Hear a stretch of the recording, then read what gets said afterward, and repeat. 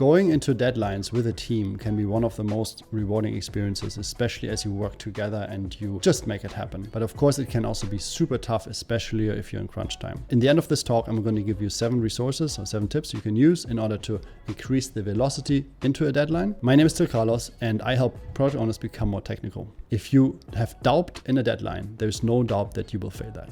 And this actually comes from a movie called Ronin, where Robert De Niro, they did some shady deal with a couple of gangsters and something was off, and this guy noticed it, and he says, if there's some kind of slight doubt, there's no doubt that this deadline is going to break. How did you know it was an ambush? Whenever there is any doubt, there is no doubt. That's the first thing they teach you. First is, conviction can be fought by just slight doubts. So a lot of things to be said here. One particular instance I notice where people sometimes they don't exactly go into the depth of a project because they think they can just iterate their way through that, but it doesn't always work like that. Sometimes there are projects that actually need waterfall, they need more planning, and then you might need to resolve all the doubts before you even start. So that's, I think, super important. The second thing is sometimes people like to delegate conviction.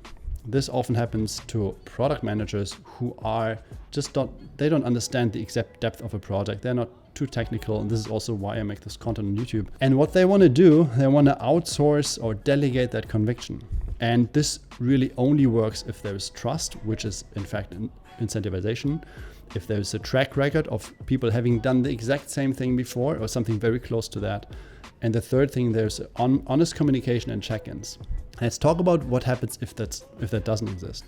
Let's say there's no trust in the person actually doing something. That's basically a gamble. If there's no trust in a person, then you don't know if it's going to happen or not.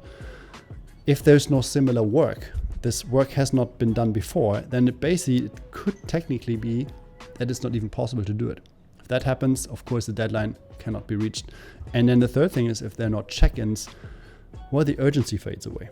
And that sometimes happens when product managers don't check in enough, and then what the product development team does might be something totally unrelated, and they just work on different tracks, and they don't have enough sync points in order to get back together. Urgency fades, and this happens to a lot of people. And there was this one story of this guy here on X.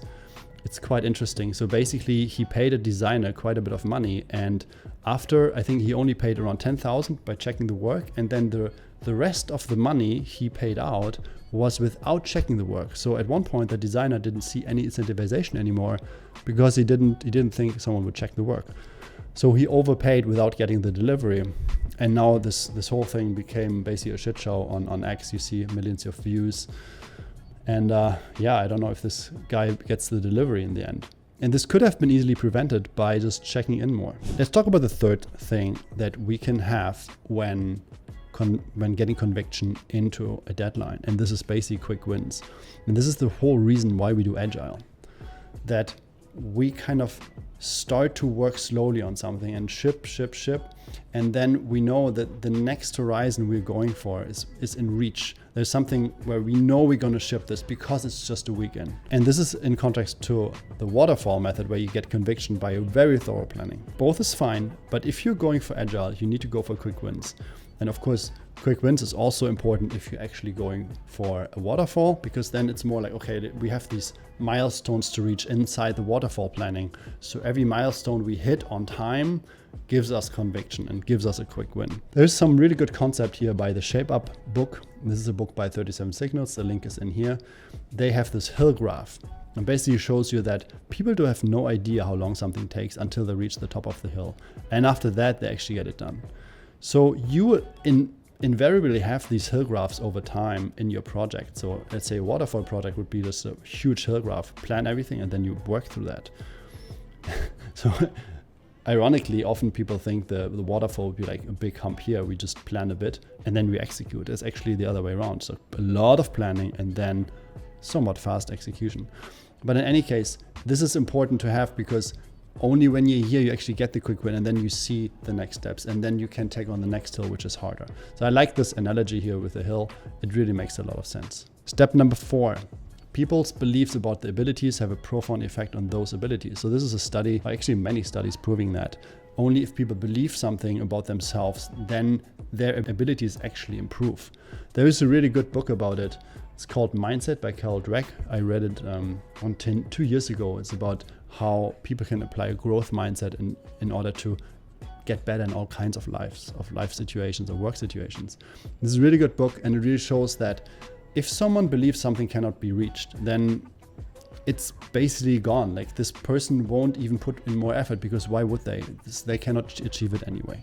Super important. It's a good book to read about this topic. The fifth point I wanted to bring up is first principles. And this has something to do with physics, with reality, and this is a concept that has been around for some time, but I think Elon Musk talks about it quite a bit. For example, if you have to make a database application with, let's say, 20 different entities in the database, and before you have made an application with 40 different entities in the time frame of, let's say, 3 months, and now you build 20 different entities, you can be quite sure that you will complete the project as well in 3 months. So if we start from the things we really know, one database entity takes us 1 day to work through, for example. Something like that. Or we know this kind of software takes so long, or these things usually happen, so we calculate them in. Then we can see, okay, we have these basic parameters, and then we can build on top of that, and we can see, okay, actually we're going to reach the deadline just because we're starting with the initial building blocks. So basically this means if something can be physically done, then it's just a matter of figuring it out. I don't know if Elon actually said that or someone else, but I think it makes sense. Okay, now let's get to the point where we talk about what can product managers do in order to actually increase conviction. There's just a list of 7 points. I'm just going to go through them and quickly explain what they are. Get more resources. I think this one is a doozy. Every product manager should be able to get more resources to a product team in order to increase the efficiency. Second is celebrating quick wins. I talked about this before. Important is that we actually celebrate that, so we encourage people to do more of that. Third thing is be available. A product manager should be there and answer questions and tests and just be there as a standby for the team, so they know they got their back. Step number 4 is being a good leader in terms of showing good work ethic. The best people I worked with in terms of project management, they've been working more than I did even. They were there all the time, and they took on work that was even the work that nobody wanted to do, like creating PDF templates or something like that.